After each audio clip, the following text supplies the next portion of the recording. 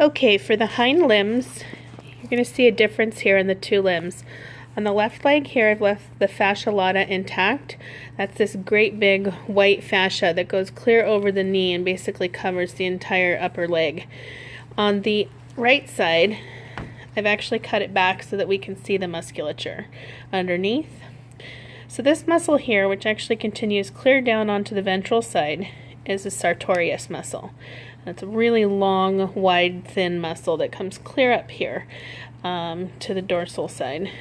Then this muscle right here was attached to the fascia lata, and this is a tensor fasciae latae. And this actually attaches to this muscle, or the fascia that comes clear down. So this muscle blends into the fascia.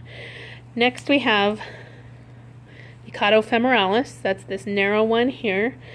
It's this little band right here that comes down right in front of the biceps femoralis. Okay, and that's this enormous one, which I've actually sectioned so that you can see all of it. So I'll put my probe through it.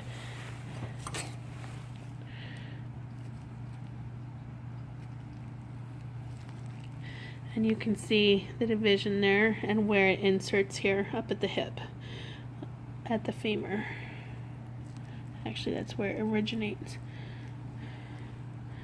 Okay, so this is the biceps femoralis and the cauda femoralis next door, the tensor fasciae latae, and the sartorius. And then, of course, the fascia latae is the big connective tissue sheet that overcovers all of this.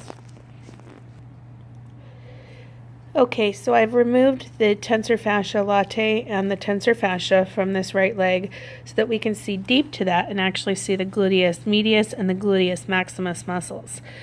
So these are kind of hard to distinguish, these two, unless you actually remove the connective tissue between them. So this big lump here, this big rounded muscle that comes down from midline, this is actually the gluteus medius. The bigger one is the medius, and then the smaller one behind it is the gluteus maximus.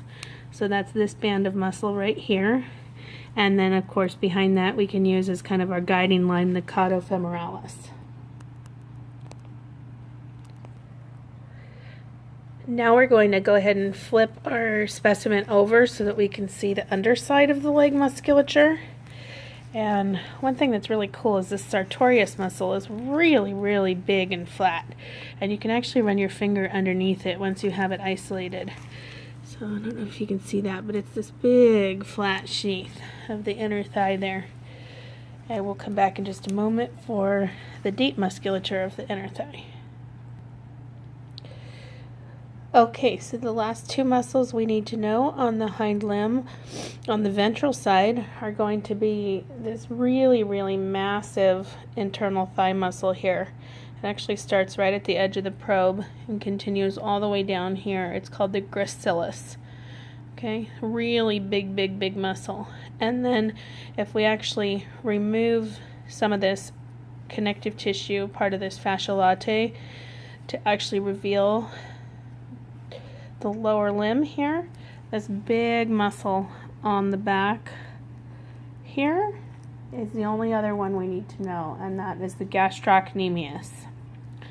Okay, so this big rounded gastrocnemius on the back of the forelimb, and then on the back of the thigh, this gracilis. And that's it.